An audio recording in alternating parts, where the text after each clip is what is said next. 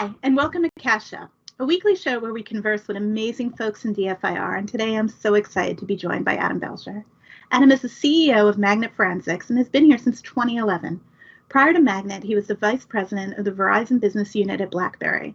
Adam studied commerce and marketing at Carleton University and business and management studies and international marketing at the University of Bradford.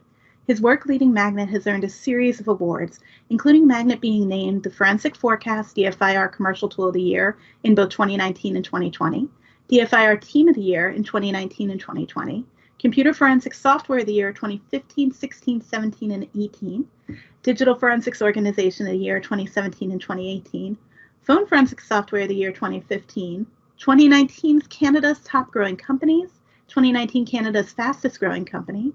In 2017, Adam was recognized as the EY Entrepreneur of the Year for B2B, and Magnet, under his leadership, has also been named as a Deloitte Fast 50 Canada and Deloitte Fast 500 North America, also to the Technology Fast 50 and North America Fast 500, and many more. I'm fortunate to get to work for such a passionate leader who sees a vision of modernizing policing and digital forensics. I remember meeting Adam as a customer and was so impressed that Adam, as the CEO of a forensics company, along with Jad Saliba, of course, was so interested in the thoughts and ideas and challenges that my forensics team and lab were facing as he visited us. I was actually so enthralled that I sought out an opportunity personally to work with the team. I remember the first phone conversation I had with Adam as I interviewed, and then meeting again in person at a digital forensics conference in Vegas.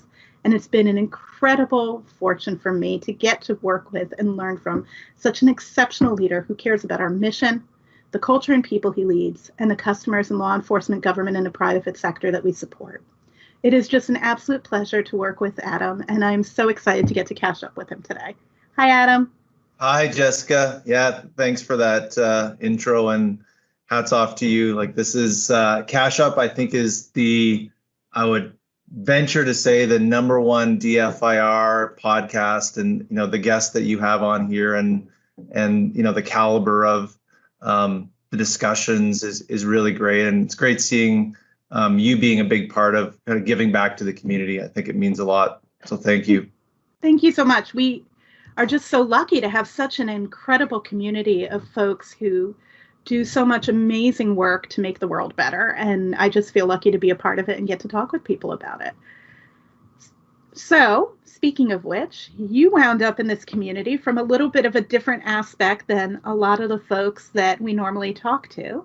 What was your journey into becoming a CEO at Magnet Forensics and teaming up with Jad? Yeah, no, it's probably a bit different than a lot of folks. And I know there's been a lot of unique stories as I've listened to most of the Cash Ups with the different folks. Like I started my career out of university with a startup that was called Research in Motion, or RIM, that later was known as BlackBerry. And at a young age, the leadership there really empowered me and others with incredible opportunities, and really the ability to take on a lot of responsibility and grow our career. So I had the good fortune of leading teams in Canada, the U.S., and Europe over the 13 years that I was there. Oh. And when I joined RIM back in 1998, I'm probably dating myself here a bit, the company was doing about 20 million in sales. And when I left, they were doing 20 billion. So wow. It was, I think it's a rare thing to be on that journey from essentially a startup to a global leader in the smartphone industry at that time. So in 2011, I'd been there about 13 years looking for a change. I reached out to my professional network, if you will, that included my accountant. And at that time, I was looking to either buy a business, partner on a business, really put that experience that I had at my time at BlackBerry to work with another company or with my own company. So anyway, my accountant connected me with Jad, and for those that don't know, Jad Saliba is the founder of Magnet. And And so three-time guest here. So yeah, and he's been on here a few times. So my accountant connected me with Jad.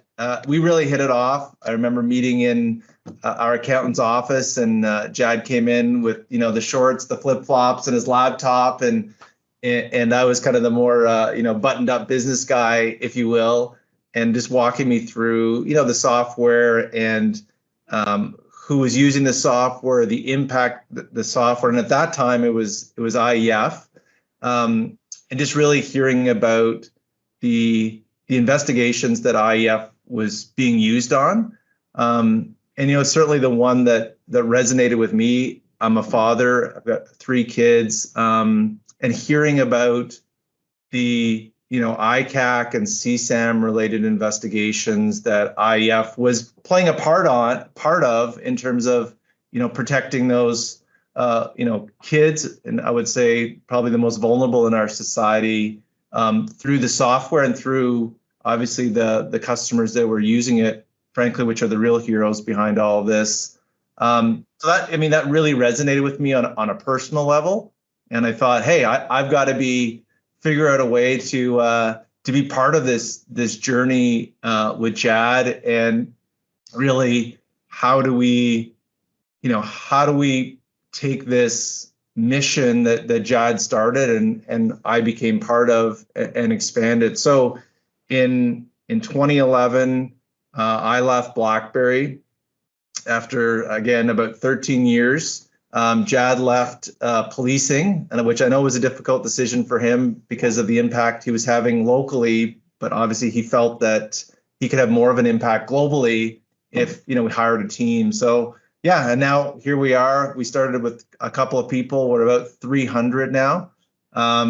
Incredibly passionate and mission-oriented team that are focused on serving our customers, both in the public safety market, but also the private sector. So yeah, it's been an awesome journey, and it doesn't feel like 10 years. Those 10 years have gone by pretty quick. But I'm so humbled to be able to lead this team and help our customers in the important work that they do every day. What I really love about that story is that a lot of the reason it feels like that you decided that Magnet was that venture that you were going to take to build an organization was because of the mission and was because of the impact that we have. And you also said something there around Jad leaving the police force. And again, Jad's been on, but that's something I always felt really passionate about too when I came to Magnet. A hard decision sometimes for examiners is leaving day-to-day casework, but realizing that you can actually have a larger impact sometimes when you're doing something that affects more cases at once. So I think that's a really good point. Yeah. So you regularly, and it's how we met initially, you regularly do meet with organizational leaders, lab managers, and forensics examiners, and you're all probably more so pre-pandemic. Yes. But in all of those meetings and talking to people truly around the globe, I know you go everywhere as part of that. What do you see as the biggest challenge that's facing forensics teams? Yeah, no, that's a great question. Maybe the way I'll answer it is I'll break it up into what I would consider, public safety and justice customers, law enforcement customers, and then I'll talk a little bit about what we're seeing in the private sector. So for our law enforcement customers, I mean, the big thing, and this isn't, I think, news to anyone, is like they're dealing with, rising volumes of data, increased complexity of the data, and how do they kind of efficiently process and analyze all that data. There's more apps than ever. There's more storage on these digital devices. There's more data just in general. So how do we, as Magnet, but generally as an industry, how do you get through all that data, right? Depending on which report you read, something like 85 to 90% of all investigations have some form of digital evidence. Wow. So, the reality is, I don't think it can be just the forensic experts, if we will, the forensic practitioners, they're a really important part of the process. But there needs to be ways to also get more people in the agency involved in digital evidence and doing, some of that investigation. So, these agencies are facing this tidal wave of digital evidence, and they can't hire their way out of it. Like, even if they had budget to double, triple their staff, it's almost impossible to keep up with the volume of evidence. So in my opinion, there's a real need to leverage modern technology. And I think, Magnet is tackling some of those challenges, right? By offering solutions to automate some of those repetitive tasks and scaling the processing, as well as putting that digital evidence in the hands of non-technical investigators, through a purpose-built kind of UI. So, and really having the forensic practitioners focus on, the most difficult tasks and giving them, AI and analytics and things like that. So I think one of the big challenges is the complexity and volume of the data. The other thing that I hear a lot from customers is the overall talent shortage, right? There's not enough cybersecurity, DFIR talent in the industry to fill all the demands, right? So what do you do, right? I think at Magnet have done some pretty cool things with the scholarship program, right? For someone that's just starting in digital forensics. We have the Oxtera project, which is founded by employees, which really connects, industry practitioners with companies or agencies that are in need. And then, I think the other thing that Jessica, you're a big part of, which was getting this mentor day going at the Magnet Virtual Summit. So, hey, we're not gonna solve the talent shortage and the skills demand alone in Magnet, but I think we're trying to do our part. But I think that's a big piece where you got to start thinking about how do you leverage technology on some of the things that maybe you don't need a human sitting at a desk pushing buttons. Have those examiners, for example, focusing on the real difficult parts of an investigation. It's you bring up so many good points, because I feel like there were three notes there. One is on collaboration, right? How do we provide ways to collaborate with the subject matter experts on the case, the detectives, the investigators, the analysts, who have the in-depth knowledge about the situational things, about the other elements of the case that's not our focus as digital forensics examiners. Mm-hmm. So bridging that collaboration. The second thing is, when you bring up automation and AI, what I love about this as an examiner is it allows me to spend time doing the things that actually are interesting. Mm-hmm. So I don't know any digital forensics examiner who's like, oh, I can't wait to plug another hard drive in and hit go. I can't wait for processing to finish and hit next. Well, we actually do, but so that we can get to that deep analysis, so that we can go ahead and find the unsupported applications and start parsing data and finding new data structures and doing the attribution work based on that collaboration of what might have been important to the case to demonstrate and prove what's been happening. So, it excites me that because of the tsunami of data that we've, as an industry, moved towards bringing in automation, which allows examiners to focus on what's interesting. And then the third thing you brought up is that talent shortage. And I think by allowing for things like automation and collaboration in these platforms, we actually ease and allow for the focus on the training and the mentorship in the labs as new folks come in, because that is a gap. Mentorship day was great. I think we paired 80 people with mentors. Wow. For the mentorship day. It was actually more than 80. It was 80 something. And I mean, that's incredible moving forward. And we're going to fill that. We're never going to fill, is what I mean to say, that gap. It just because of the amount of data. I was really surprised when you said 85 to 90%, because, when some of us started, we only worked cases that were literally cyber crime. That was crime that was being done against or by a computer. And now all of these digital elements are witnesses to every other type of crime. So it's not just it being the system being a suspect or victim, but it being a witness. And that is really the crux of the issue. Yeah, so, I think, yeah, I mean, and like just to maybe follow on that point, like, and you've got the like our public safety, law enforcement, intelligence community, defense, like they're dealing with, the volume of data, the complexity of data. And then because we have a lot of customers, enterprise customers and service providers, and they're not necessarily dealing with exactly the same problem. They're dealing with, the increase in cyber attacks, insider threats. That's a growing problem for them. And those organizations are really trying to figure out how do they manage risk, because it's not a matter of if you'll get breached, but when you'll have a data breach, right? We see it. Or when you find out you were breached. That's exactly. And we see, I mean, hey, it shows up time and time again. There's rarely a week that goes by that we aren't reading about some kind of data breach from some organization, or, malicious insiders that may pose a threat with things like fraud or IP theft. Yeah, and frankly, that's one of the things that drove our introduction of Axiom Cyber, right? To help with these threats, with the ability to do that root cause analysis and quickly understand what happened. And then ultimately, how do those learnings from the deep dive forensics, let's say, improve their security posture moving forward for the organization? So slightly different. I just wanted to hit on that as part of your challenges, because it is slightly different in the kind of the enterprise sector, but certainly important challenges to solve.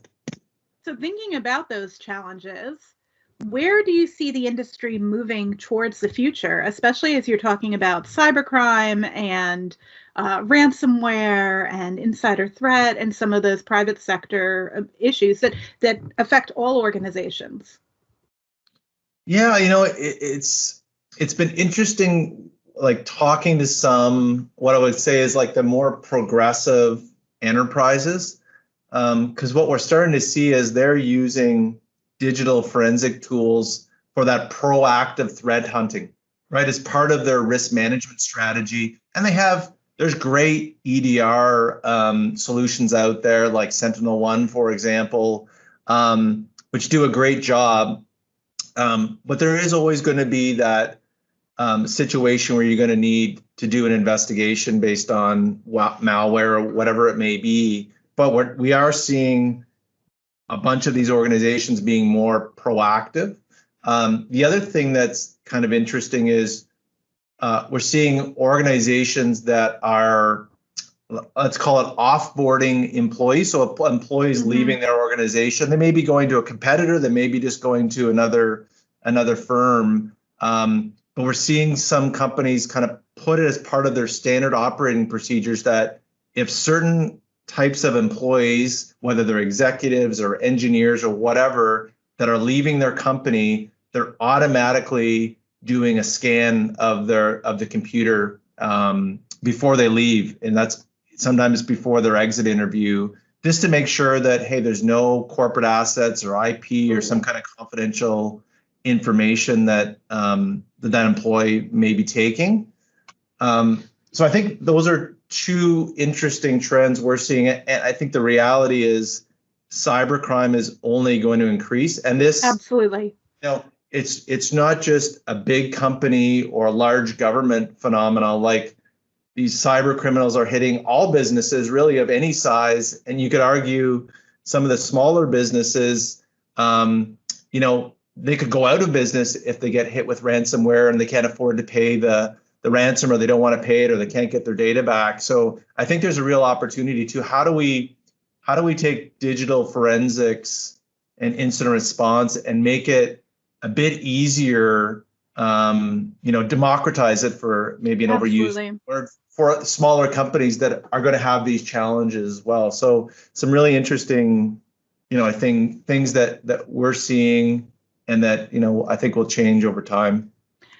Really great points about proactive work. I know we had Katie Nichols on a while ago, and the developer, one of the lead developers in a MITRE ATT&CK framework, but also one of the world's best threat hunters. And we spoke a lot about closing that loop between digital forensics examiners and threat hunters.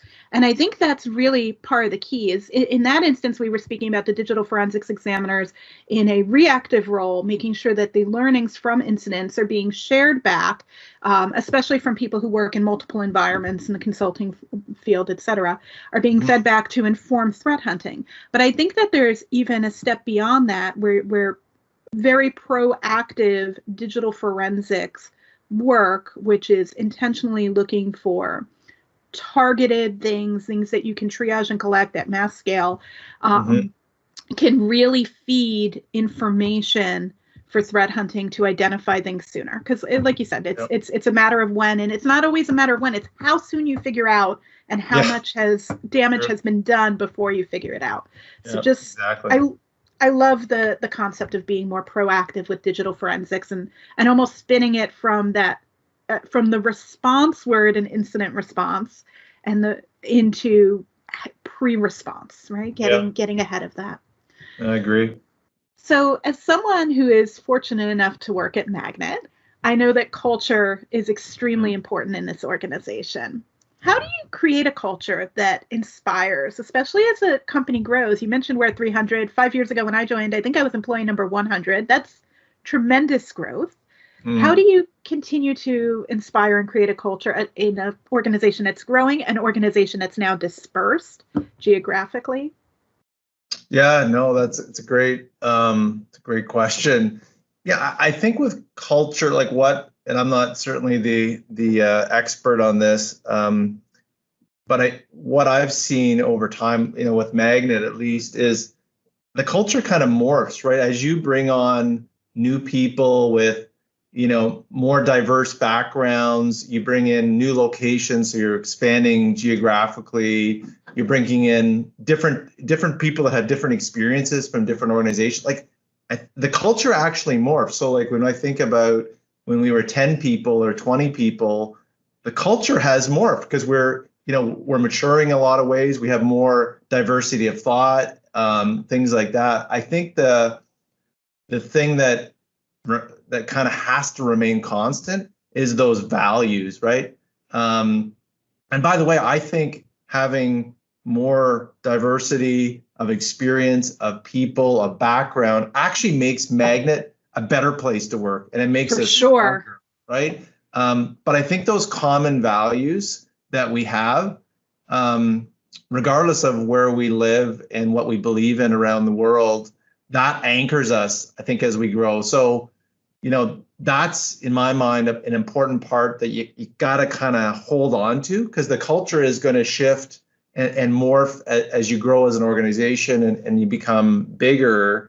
And I think that the culture, like, hey, when we were, 20 people, 30 people, 50 people, Jad and I had like the ability, I think, to really get to know everyone personally, as much as possible. Well, now that we're 300, it's quite hard, and we're hiring quickly to keep up. So I think culture also has to go beyond the founder or beyond the executive team. It has to be other people that are, that believe in the same things in terms of they care about the mission, they're passionate about the mission. So I think, focusing on hiring those types of people that really want to be part of this journey and they care about the work that we're doing to help our customers, I think is a big part of, maintaining the culture. And then, highlighting examples of people in the organization that are kind of living out those values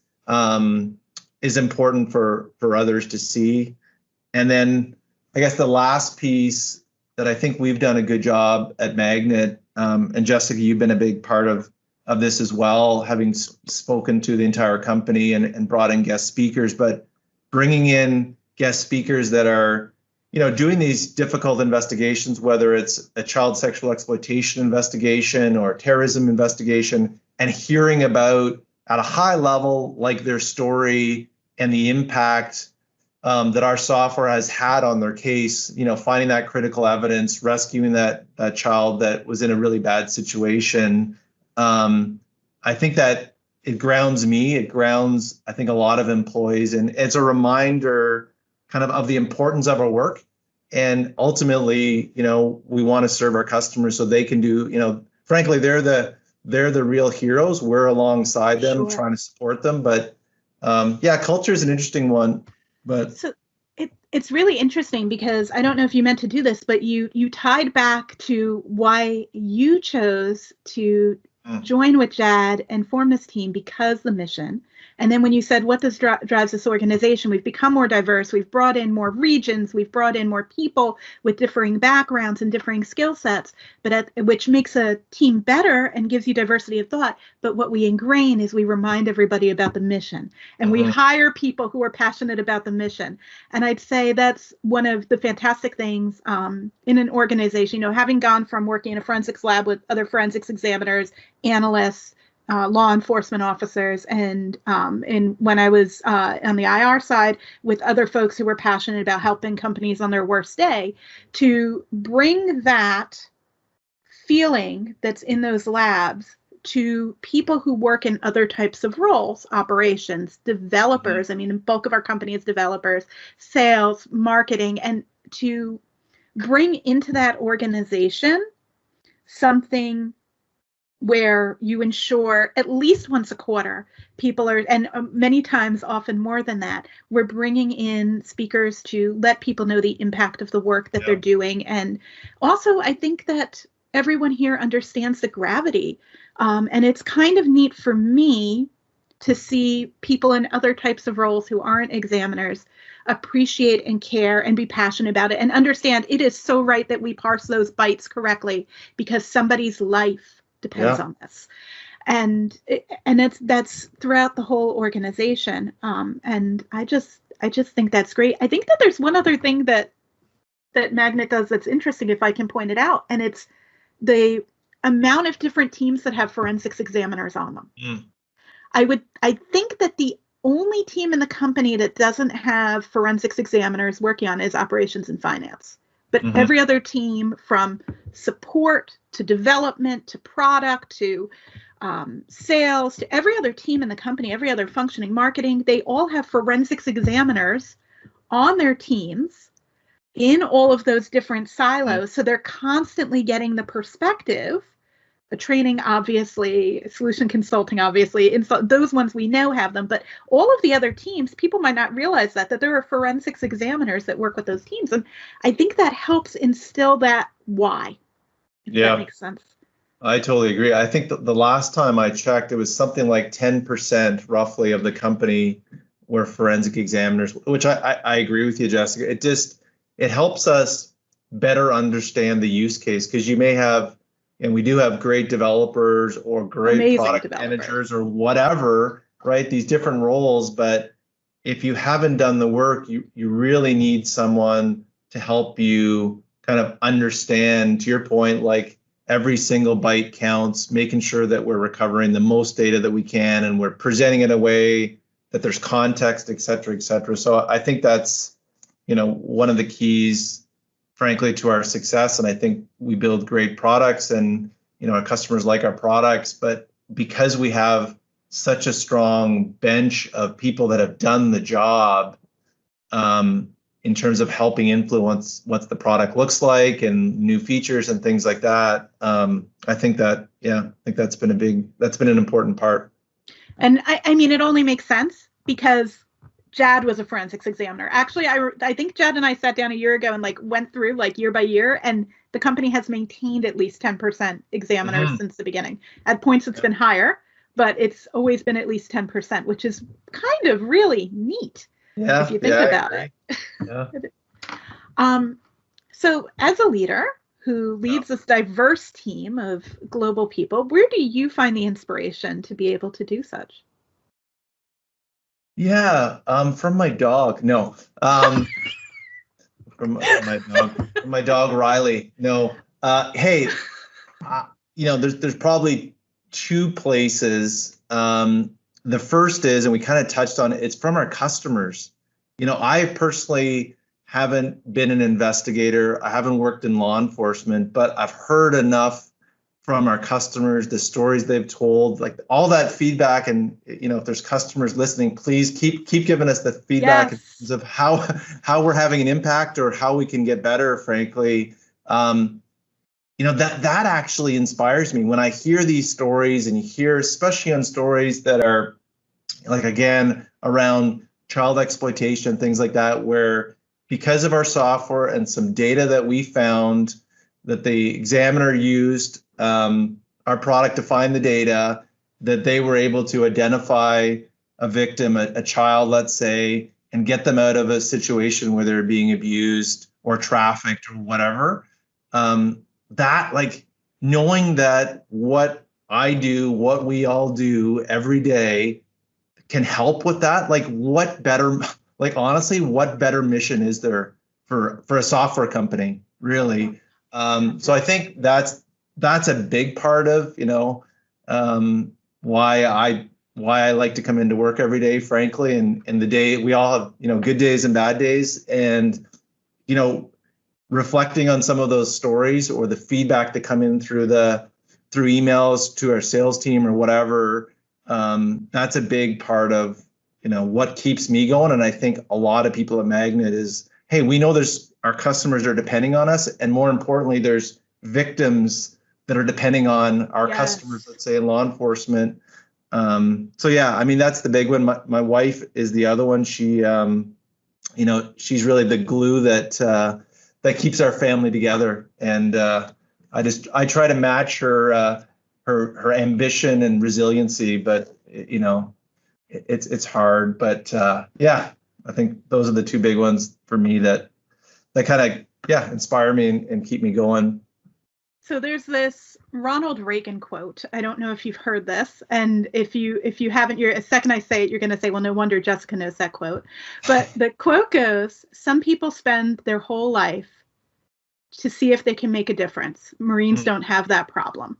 And of course I know that because I'm a former Marine, but I also feel that forensicators or anyone involved in this business doesn't have that problem. There are people who spend their whole life hoping and trying to find ways that their work, what they spend their day toiling to do, that it can matter. And I think one of the greatest things about our community is it doesn't matter where in digital forensics and incident response you are, your work matters. And having that satiety at the same time that you get to build a company or use the skills you learned in previous roles or be in any part, and especially for developers. My brother's a software developer, and he recently left a very, very large company to go to a company where he's working on 911 software because he wanted to go and do something where he felt that there was more mission and that mattered. And so he left this very big company to go to another small startup. He's done startups before, but specifically to do that. And I mean, that's obviously a personal story of my family, but we had this conversation about how it is so great to be able to use our skills, our education, the things we learn, and still have it matter in the things we produce. And that for him as a developer, it means so much more to, and I hear very similar things from the developers who I'm fortunate enough to work with at Magnet, that it means so much more to be doing something that means something rather than building some swanky app or some game or something in that regard. So I think that's really, really pertinent. Yeah, I totally agree. So there's this thing that happens in the forensics industry in the DFIR, and we have a lot of very, very technical people. And in all things, when technical people grow their career, and you have this both with software developers as well as what people experience in forensics labs, there comes this point where people take on leadership or mentorship or managerial roles. What is advice you'd give to someone who's moving from one of those more technical roles to being a people leader? Yeah. Like, I think one of the things that at least I've observed personally is is like try to, if you're, to your point, Jessica, if you're moving from a technical to a people leadership role, try to put yourself in a position to be a leader, like without having the title, right? And I've given this advice to different folks, but be that person that helps others on their team and becomes a kind of the go-to person on the team, even though you may not have the manager title or whatever the title may be, and try to like put yourself, get yourself in a position to volunteer for projects, leverage like opportunities that allow you to interact with like more of your organization or new groups or leading a project that's cross-functional, things like that. Sure. I think that's important because I always say to people, like when somebody gets promoted, for example, you don't want people all looking around and saying, "Oh, what happened there?" Like, I didn't think they were ready. Or you want people to say, "Oh, like that person wasn't leading that team, or they weren't a manager, right?" So they just got the title. They were already doing the work. Yeah, they were doing the work. So I think just trying to get yourself in the position to act as a leader without having the title, and the title will come and the promotion will come and the sure. Additional money, it will come. I think that's one piece of it. I think the other piece is like try to find a mentor. For sure. I think that is so important that I'll also be really frank with you because we all or most of us, myself included, you think your skills are at a certain level, or you think you're ready for a new task or whatever it may be. And a lot of times you are, but a lot of times you also, because you have your own blinders on, you're looking through your own lens, you just may not. So having a mentor that's also honest about, hey, these are the things that you do a great job and here's things that you need to develop on. Yeah. And I think just be that trusted advisor for your team you're on today. And then when the opportunity comes or you apply for the opportunity, it really becomes that natural transition versus, because you also feel like there's something called the Peter Principle where you kind of promote people to the point of their incompetence. So that's also, once you've done that, it's hard to reverse it. If you promote somebody to, let's say, a vice president, maybe they were a rock star director level or whatever that may be, and then they get to a different level and they're just struggling. So you have to also make sure that people are ready for the position, because also that person that let's say is getting promoted, if they don't feel successful in the role, that's not fun for them. They may get the title, but they may not like their job. So yeah, it's not an easy thing to navigate, but yeah, to your point, more and more people are doing that or have the kind of aspiration to lead people from a technical role. I really love something you brought up there in terms of mentorship on two levels. There is this concept that you mentioned where people should be leading in their groups and organizations and finding those opportunities really to mentor. And I think something that's important for people to remember is that even if you are a student, you can mentor other people. Even if it's your first day on the job, you have information and ways that you can mentor others, maybe from the differentiating skills you had, but then also finding mentors. We all have to realize that we're always learning and growing. We always have something to share, and we always have so much we don't know, right? And we don't know what we don't know. That's like I think the key to forensics from a technical perspective, but also to life. You don't know what you don't know. And you don't know where your skills are lacking, which I think is something you were speaking to there a little bit as well. And I think it really just goes to all of us need to be in that constant phase where we have multiple mentors so that we're getting different feedback and that we're always mentoring others. And I think that really is what enables that growth. And I think that's a really neat point you brought out. Not to go back to other things that I learned in the Marine Corps. I feel like there's so much that I reach back to, but one of the big things that they always told us is, I mean, this is more for combat readiness, but that you always have to be prepared and ready and willing and act at the level above where you are, because you never know if the person in charge with you won't make it through the rest of that day. more combat readiness, but you always need to act at the next level so that when that moment arises, you can take on that leadership role in the battlefield immediately.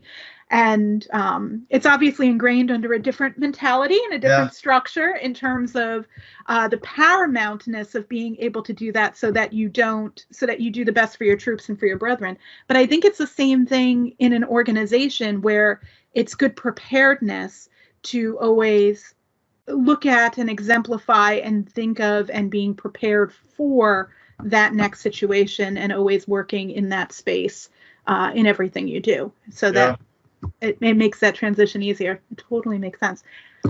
Adam, thank you so much for sharing all of your wisdom about your journey, about your passion for the mission. And it is always incredible to have guests on this show who have different perspectives and are in different areas of the industry. So just thank you so much for sharing it. And thank you for being just such a great leader at Magnet. Yeah, thanks, Jessica. Thanks for having me. And I appreciate you doing an awesome job on this Cash Up. And thanks to all our customers. Like, thanks for putting the trust in us, frankly. Thanks for the work that you do. Thanks for the support over the last 10-year journey here at Magnet. We really appreciate it, and we want to be there for you. So if there's things that we can do better or improve on to make your jobs easier, then please let us know. Thank you.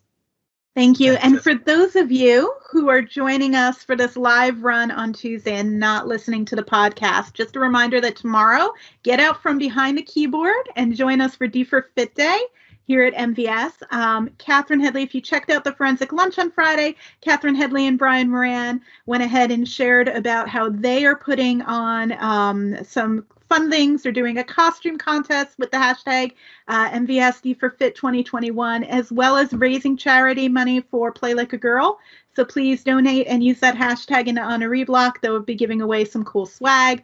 And we hope to see you at the fitness class at 9 a.m. Eastern tomorrow. And if you are catching this later, we hope you enjoyed the episode and that you'll catch up with us next week. Bye.